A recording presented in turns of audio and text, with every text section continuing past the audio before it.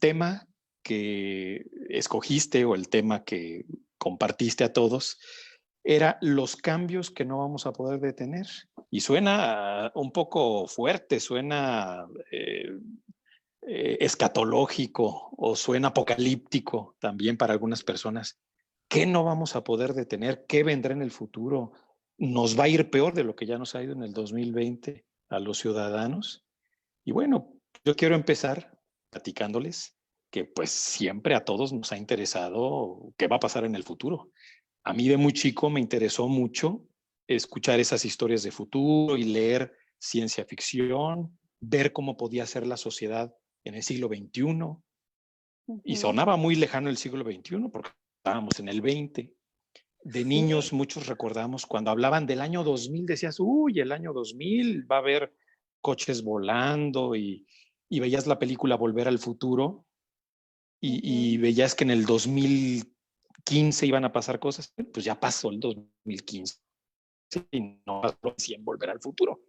En algunas cosas fuimos más rápido, porque en Volver al Futuro nunca pensaron en el desarrollo de estos aparatitos celulares y en el potencial que iban a tener tan increíble y extraordinario.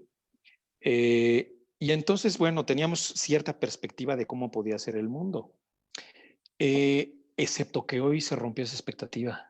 Es decir, pues más o menos nos imaginábamos que las cosas iban a seguir progresando, iba a progresar las naciones en su economía, íbamos a contaminar más, íbamos a expandir mercados, íbamos a seguir generando desigualdad, íbamos a perfeccionar nuestros dispositivos tecnológicos, pero finalmente todo iba a continuar en un proceso acelerado, como venía ocurriendo en los últimos. Y de repente llega el COVID. Y de repente ese aceleramiento se detiene y nos detienen abruptamente y tenemos por fuerza que replantearnos y nos damos cuenta de que íbamos a una velocidad desbocada y tal vez ya no estábamos percibiendo hacia dónde nos conducíamos como humanidad, ya no solo como país, como humanidad. Entonces, por primera vez tenemos un tiempo para reflexionar y pensar las cosas, para tomar aire, porque la vida nuestra era tan acelerada y tan complicada. Era pues levantarnos, producir, hacer todo lo que teníamos que hacer, crear a nuestros hijos, familia, que llegara el fin de semana para descansar y otra vez empezar.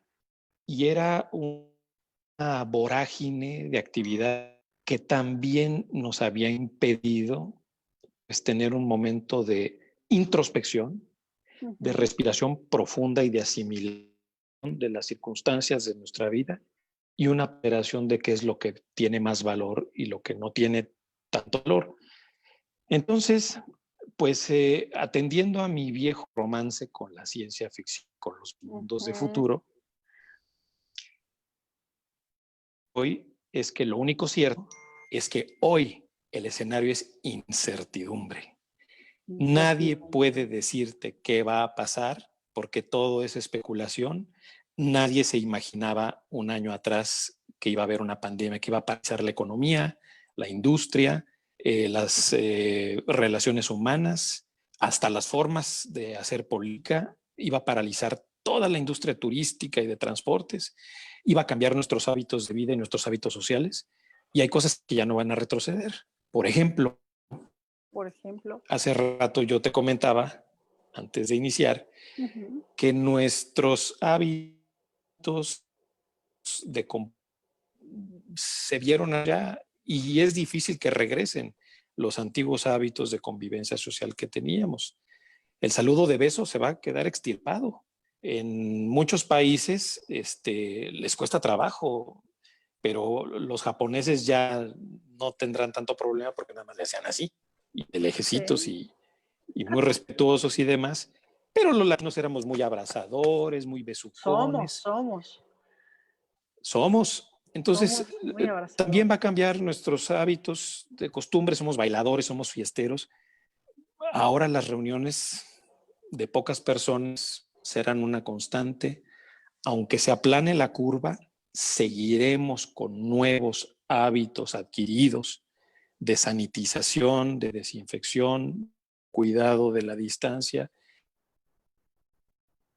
a nuestros hijos en lo sucesivo. Vivimos otro mundo diferente. Eventualmente, desde luego, la pandemia va a retroceder, pero vendrán nuevas pandemias seguramente. Hay mucha mutabilidad en virus, hay nuevas circunstancias que nos rebasan. Si esto creado de Wuhan y se les fugó o lo fugaron, para el caso da igual, para efectos prácticos causó una devastación tremenda.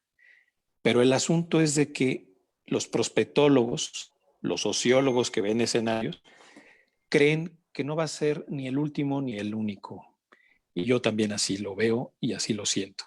Entonces, quien les diga que tiene la fórmula de lo que va a ocurrir en el futuro, miente, porque la única certidumbre que podemos transmitir es que todo se está moviendo y es incierto. Ajá. Sin embargo, para eso nos sirve la prospectiva. ¿Qué es la prospectiva? Es ver a la distancia. Prospectiva es tener un punto de vista de lo que está enfrente, es decir, del futuro. Es una rama de la sociología que nos permite, en base al estudio de tendencias, por ejemplo, una tendencia económica, una tendencia política, una tendencia social, diseñar escenarios.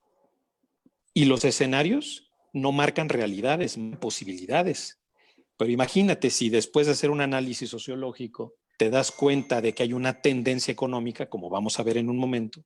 La tendencia económica es la reducción de sueldos, la reducción de puestos de trabajo, va a haber un desempleo generalizado y masivo. Ya venía, era incipiente, ya venía esa tendencia fuerte, pero la circunstancia de COVID acelera drásticamente el desempleo en el mundo, la sustitución por máquinas, la sustitución por software o por tecnología,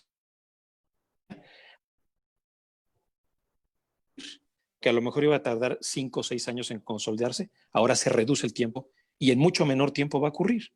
Y entonces tenemos que ver los escenarios de en qué va a trabajar esas personas. Pero también por otro lado vemos que los que tengan trabajo van a trabajar menos horas. De pagarte menos porque vas a trabajar menos horas, porque no es necesario que trabajes más horas. Tendencia que ya veían los futurólogos y prospectólogos desde el año 70. Es decir, las circunstancias de los fenómenos sociológicos, que son tendencias, comportamientos, por ejemplo, el comportamiento de la economía, pues nos hablaba de que había una tendencia a globalización y al capitalismo. Bueno, tendencias tú puedes de alguna manera medir y de alguna manera poner en un escenario y te da una posibilidad de diagnóstico del futuro. Rompió. El COVID no estaba en el cálculo. El COVID estaba en las novelas de ciencia ficción, estaba en las películas como Pandemia y en el ensayo sobre la ceguera de Saramago. Ándale. El ensayo sobre la ceguera, pues de repente es una circunstancia que nadie sabe cuál es, se empieza a dejar ciega a la gente y empieza a saber cómo reacciona la civilización y la humanidad y los comportamientos que emergen, que desconocíamos. Bueno, entonces decía uno de mis escritores favoritos, Arthur C. Clarke, inglés, fue el que escribió el libro 2001, Odisea en el espacio, que luego se hizo película con Stanley Kubrick. Arthur C. Clarke siempre le preguntaban, porque sabían que le escribía relatos, ¿cómo viene el futuro? ¿Qué nos puedes decir? ¿Cómo va a ser el mundo después del año 2000? Entonces, ya un poco harto de que siempre le preguntaban por el futuro, porque él escribía historias de futuro, ajá, él acuña 3 frases y se convirtieron hoy en las 3 leyes de Clarke. Primera ley: cuando un científico eminente pero anciano afirma que algo es posible, casi seguramente tiene razón. Pero cuando ese mismo sabio, anciano, científico eminente afirma que algo es imposible, seguramente está equivocado. Otra vez la repito, la primera ley. Cuando un científico eminente pero anciano afirma que algo es posible, casi seguro tiene razón. Okay. Pero cuando ese mismo científico afirma que algo es imposible, seguramente está equivocado. El buen doctor científico. ¿Por qué? Porque no prevemos el alcance de los paradigmas rotos. ¿Podía haber imaginado Isaac Asimov y sus colegas expertos en robótica? ¿Podían imaginar Internet? Lo imaginaron, de hecho. Le puso otro nombre a Asimov, le puso la Biblioteca Global Computarizada, pero imaginó la conectividad de todos. Pero no se imaginó las redes sociales, no se imaginó TikTok, no se imaginó cómo de la noche a la mañana se murió la industria de la televisión porque se crearon los prosumers, que son producers and consumers. Ahora ya todo el mundo puede ser productor y consumidor. Y antes solo las grandes empresas eran productoras.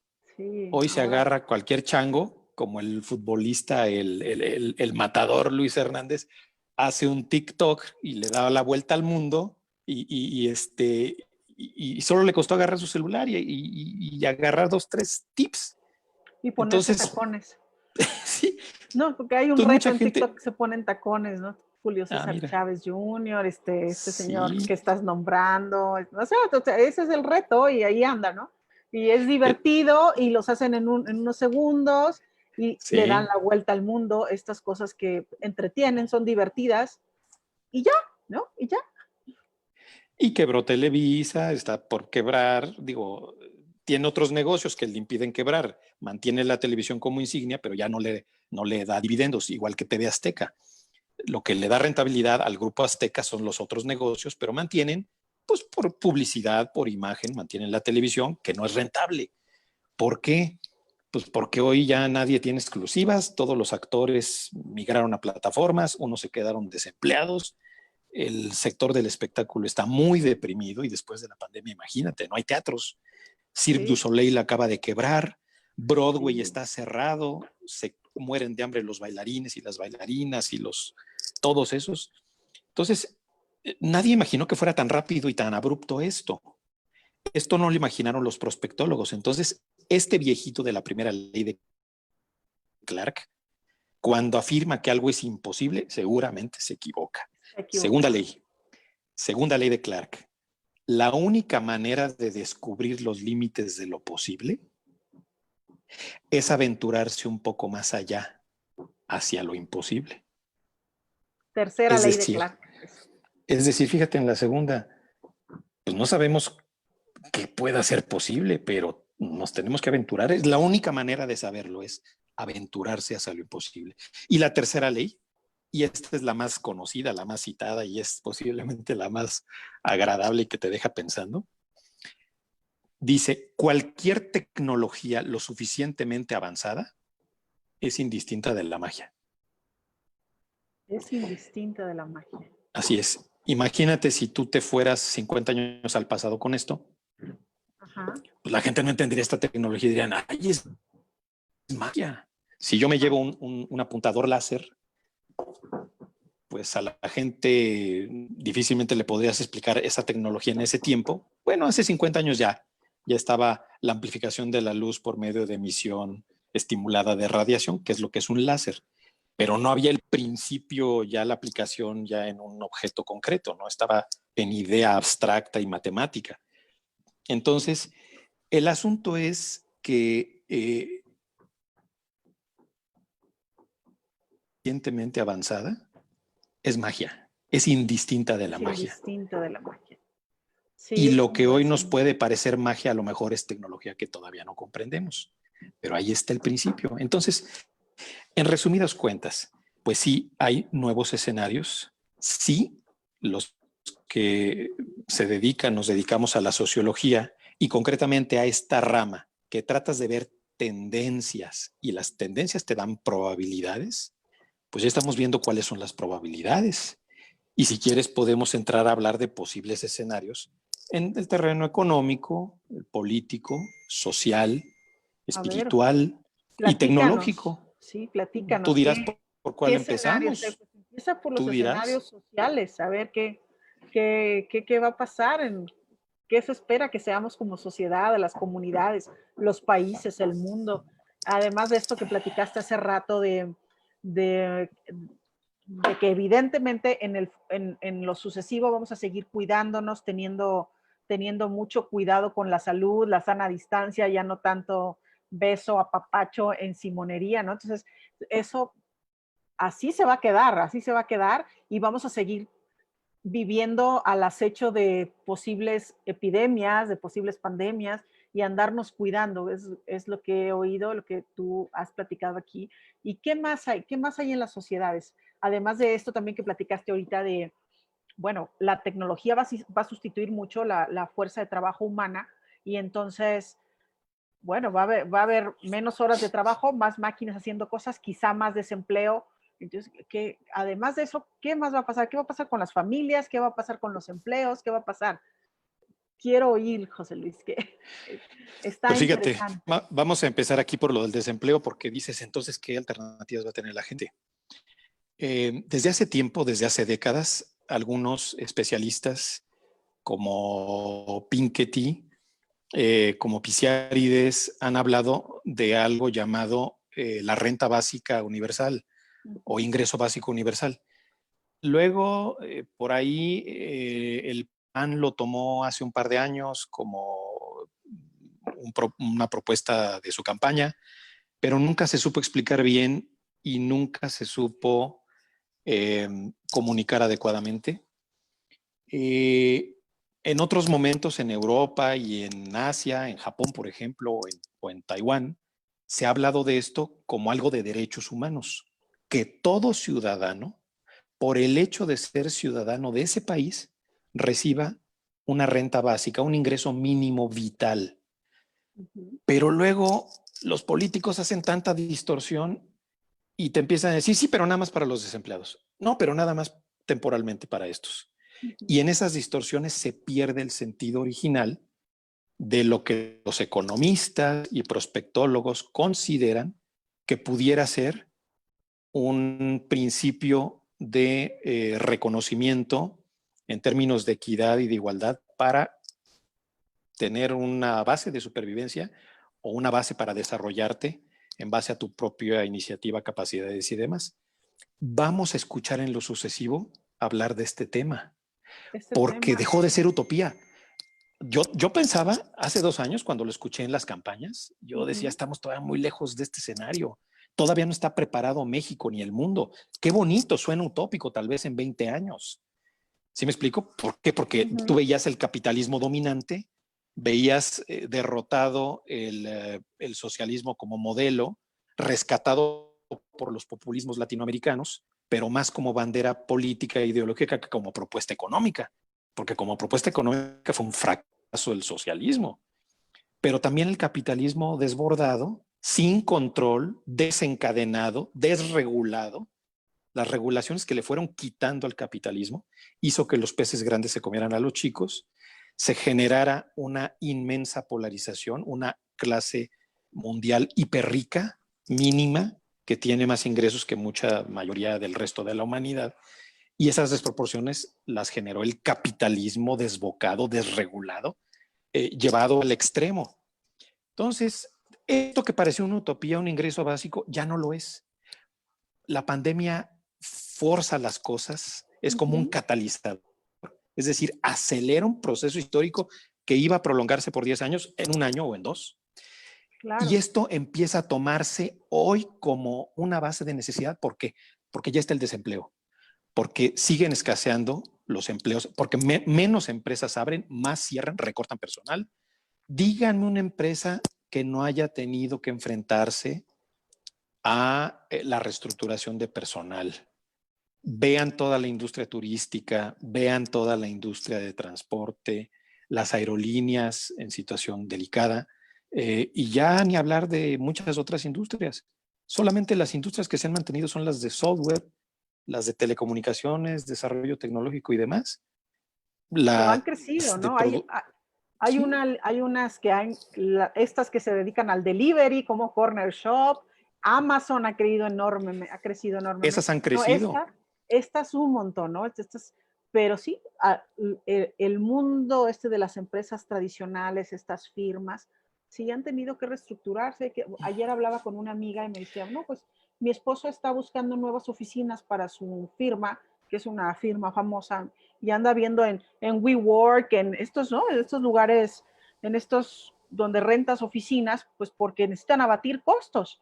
Entonces, por ejemplo, Sí, cuando no están en quiebra, ¿no? Como hablabas de Cirque du Soleil o un montón de empresas más, incluso esta, ¿no? Que dices, pero ¿cómo Circo del Sol en quiebra si es una maravilla, ¿no? Sí, pero eso sucede, esta pandemia nos lleva a eso. Sin embargo, estas empresas digitales, el tema, he oído que en estos últimos 3 meses la industria digital creció lo que había crecido en 10 años. O sea, el dinero pues así es. cambió, nos Sí, aceleró hacia allá el tema del coronavirus. desde luego todos los servicios en línea, ¿no? Amazon, desde luego, Sí, Mercado Libre, todos estos sitios de compras, Uber Eats y los que te reparten comida. Pero esto es muy temporal. Es tan temporal como que el modelo de Uber va a generar mucho desempleo porque en muy poco tiempo el Uber ya no va a necesitar chofer. Esto que estaba planeado para que ocurriera en unos 5 o 6 años, a lo mejor ocurre en 2. Entonces, todos los que hoy son choferes de Uber, a lo mejor ya llega por ti un coche conectado al satélite autónomo o también un repartidor, un dron o un un dron. repartidor eh, robótico o alguna otra manera de entregarte un dispositivo y va a suprimir también a las personas. Entonces, eh, imagínate, por ejemplo, toda la industria del teatro y del cine. Los teatros están tronados. Hay deporte, ¿tú te puedes imaginar que hay deportes en quiebra? Cuando el deporte era un enorme negocio en Estados Unidos y en el mundo. Sí, Pues sí. imagínate si a ti te gustan los toros y te vas a arriesgar a ir a una plaza de toros donde hay miles de personas alrededor de ti, unos estornudan, otros está en su carga viral, bacteriana y todo lo demás, y ahí convives no solo con la fauna del ruedo y con la fauna de los rediles, sino con la fauna microbiana. Claro, sí, eso pasa en los cines, en los Entonces, conciertos, en los partidos. Eso que todo, dices, ¿no? Ya no si eres queremos ir sí, a eso. no, pues no, porque piensas en tu seguridad, en la de tu familia. Si eres Cinépolis, bueno, pues te puedes adaptar y genera distribución de contenidos en línea, tiene clic, ¿no? Pero ¿cómo le haces si eres la NBA?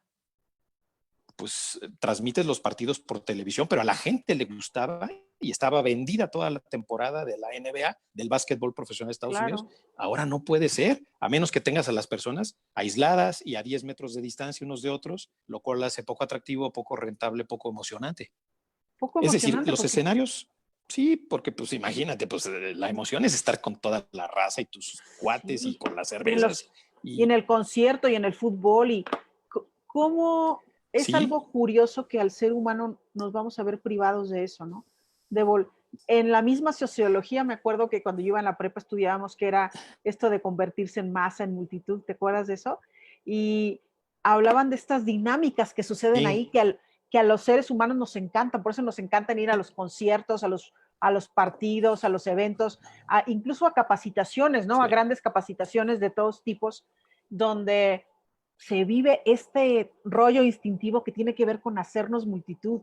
Y ahora, pues, híjole, no sé cuándo volvamos a disfrutar de eso. Sí, pues se va a tener que reinventar muchas cosas. Claro, hay algunos que piensan que esto es una exageración y que va a pasar los meses y vamos a regresar a como vivíamos antes.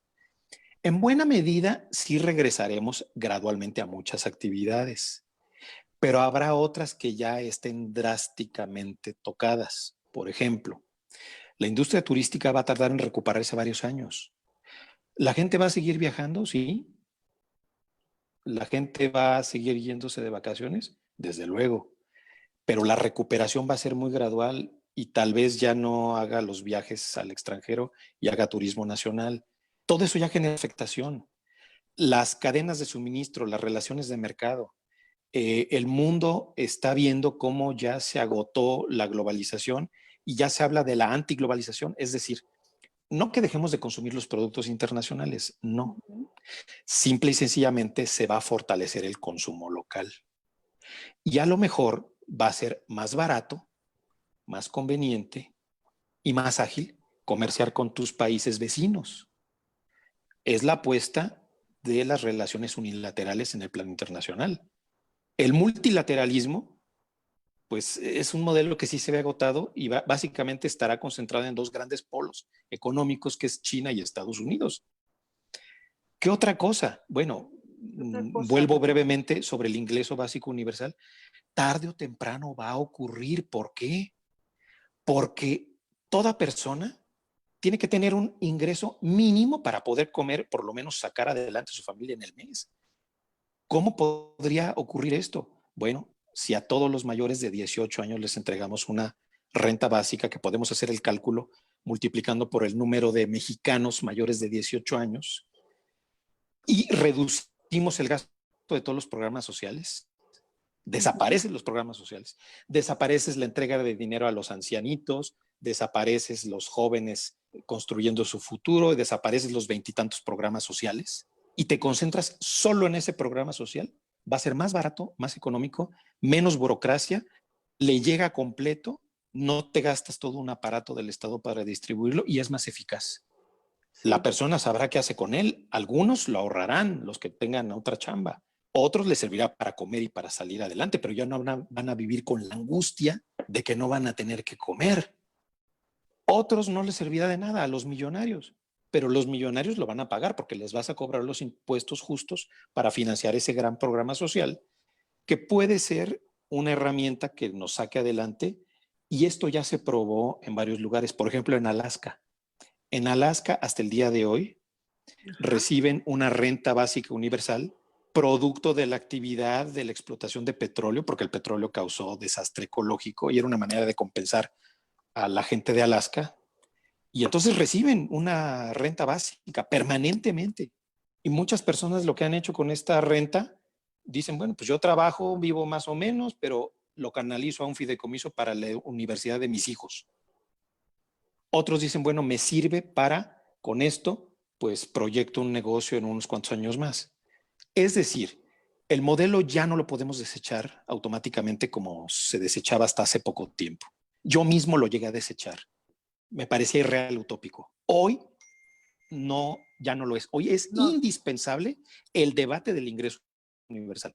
Pero vámonos a otra cosa para pasar, si quieres, después a los aspectos políticos y sociales. Sí, a ver, platícanos más.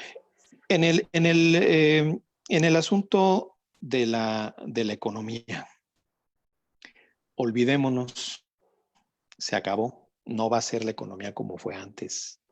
También las prioridades de las personas ya no son las de antes, y también el patrón de consumo, el comportamiento nuestro como consumidores no será el de antes. Las empresas se van a adecuar. No vamos a ver ya estas grandes empresas de piso con grandes tiendas, sino vamos a ver más gente comprando por internet, por catálogo. Se fortalecen los modelos estos de Amazon, Mercado Libre y demás. JCPenney va a cerrar tiendas en Estados Unidos, Sears ya venía quebrada, aquí seguramente Palacio de Hierro, luego al rato van a ser palacitos de hierro más chiquitos o Liverpooles más chiquitos, y tú vas a pedir lo que quieres, y si acaso te lo quieres ir a probar, tocar la tela o perder un rato el tiempo, pues ahí va a estar, pero va a ser menor la venta al detalle. Los puestos que estarán en riesgo son todos aquellos que implican la atención al público en bienes y servicios. Todos esos van a estar en riesgo. Eventualmente no tendremos taxistas humanos. Ya no tenemos hoy vigilantes que levanten la varilla en los centros comerciales, porque ya es automático. Sacas tu boletito y automáticamente, y antes una persona te cobraba y generabas empleo para esas personas. Cada vez vamos a ver, lo prescindible se va a prescindir, tristemente. Por eso se hace necesario que la gente tenga una base de la cual partir y pueda reinventarse, pueda recrearse, aprender un oficio, o también que esos trabajos que no eran reconocidos como remunerables, por ejemplo, ser ama de casa, o por ejemplo, cuidar parientes enfermos. Nadie le paga a la tía que cuida al abuelo que está ancianito, que está enfermo, o a la prima que se encargó del hermano que tenía una discapacidad. No se les considera dentro de la población económicamente activa, y posiblemente sea momento de considerar que ese es un trabajo, igual que el trabajo del ama de casa. Otra cosa que va a volver, que ya no va a regresar, es que pues, se va a reducir el trabajo a las empleadas o empleados del servicio doméstico. Cada vez más personas se van a hacer cargo de sus tareas domésticas y esto es una tendencia, como yo te hablaba, son tendencias. No te digo que vaya a ocurrir a rajatabla, son tendencias. Se va a reducir el requerimiento de servicio de trabajo doméstico porque la gente ni va a quererlo pagar o va a estar más justa de recursos o va a tener el suficiente tiempo libre para hacerlo por sí mismos. Esto también genera que las nuevas relaciones familiares pues, se vuelvan otra vez a distribuir los roles de corresponsabilidad de quienes conviven en un espacio. Y por último, digo, es amplísimo, pero ya para cerrar con lo económico, te voy a dar una tendencia. Esta tendencia se los di en la reunión de los empresarios de Unión de Voluntades. La tendencia es de que si vuelven otra vez los picos de pandemias, otras pandemias, y nos implican volver a estar encerrados, muchas personas van a considerar emigrar a ciudades pequeñas, emigrar al campo, emigrar a comunidades más chicas, porque si tú tienes un departamento en Polanco, con ese mismo dinero te compras una casa grande en Zitácuaro o te la compras en Ciudad Valles y tienes un jardín grande para que tus hijos corran y trabajas por internet. Entonces, ¿qué necesidad tienes de estar en la Ciudad de México o estar en Monterrey si puedes trabajar por internet? Y en lugar de pagar el mantenimiento de tu edificio de lujo en Polanco, pues tienes una casa con un terrenote y respiras aire fresco y estás en un pueblo pequeño. Entonces puede ser esa una tendencia a la reducción de la demanda de vivienda vertical para que la gente vuelva a la vivienda horizontal, la descentralización de la ciudad, que se ha tornado complejo de las grandes ciudades. Sin duda esa es una tendencia que va a venir y va a marcar también un cambio en los mercados de bienes raíces y de oferta de suelo y de vivienda. Ahí lo dejo, porque si no me sigo hablando y mejor hazme preguntas las que tú consideres o las que te haga la gente, ¿no? Sí, claro, mira, voy a leer comentarios que estamos aquí. Gracias, José Luis, es muy interesante esto de hablar de perspectiva, de hacer escenarios de futuro. Entonces, ¿cómo ven, amigos? Aquí si quieren hacer preguntas, comentarios, voy a leer los que llevamos aquí, dice Alberto Robles. Saludos, Alberto Robles, gracias por acompañarnos. Dice, si ya en otros años hemos tenido otras pandemias, también muy mortales, y se ha regresado a una normalidad, ¿por qué no pensar que también pasará ahora que regresemos a la normalidad? Entonces, bueno, ahí está esa pregunta de Alberto Robles y voy a leer las demás y ahorita le contestamos a Alberto. ¿Te late, José Luis? Dice sí, claro. Dice Susan. Buenas tardes, Susan, gracias por acompañarnos. Alma dice, el contacto es importante, tendremos que encontrar formas, me imagino que otras formas de, pues eso, de contacto, porque privarnos del contacto no es una cosa prescindible para los seres humanos, dice Alma, y yo estoy de acuerdo. Dice Pedro Armendari, saludos, querido amigo, que nos vienes a acompañar acá. Dice, híjole, es que dice que Pedro, un gusto verles y saludarlos. Abrazos. Dice Gaby González, saludos amiga, gracias por acompañarnos. Dice, ¿crees que sea económicamente viable el ingreso universal? Hola Gaby. Entonces, bueno, aquí están estas tres preguntas sí. para abrir boca, amigo. Primero, ¿por qué ahora no vamos a regresar a la normalidad si otras veces hemos regresado? Pregunta Alberto. Y Gaby pregunta, ahorita te la recuerdo, pero vamos con Alberto si quieres. Mira, ya no va a haber la normalidad, por ejemplo, lo que me pongas. Vamos a regresar a cierta normalidad y ciertas cosas que ya veníamos haciendo, pero va a haber un cambio. Ejemplo en la educación. Vamos a regresar otra vez cuando se baje la curva, se aplane, estén las cosas tranquilas, vamos a regresar a la universidad a ver a nuestros amigos. Sin embargo, todas las universidades van a migrar a un modelo mixto, clases en línea y unas cuantas presenciales. Luego va a haber un momento en donde los alumnos y los padres digan, bueno, ¿por qué estoy pagando esta colegiatura del TEC de Monterrey o de la Ibero si ya no estoy ocupando estos laboratorios, estos jardines tan padres, estas canchas y demás? Si ya estoy la mitad del tiempo en un régimen en línea y estoy en un modelo mixto, entonces yo ya no quiero pagar eso.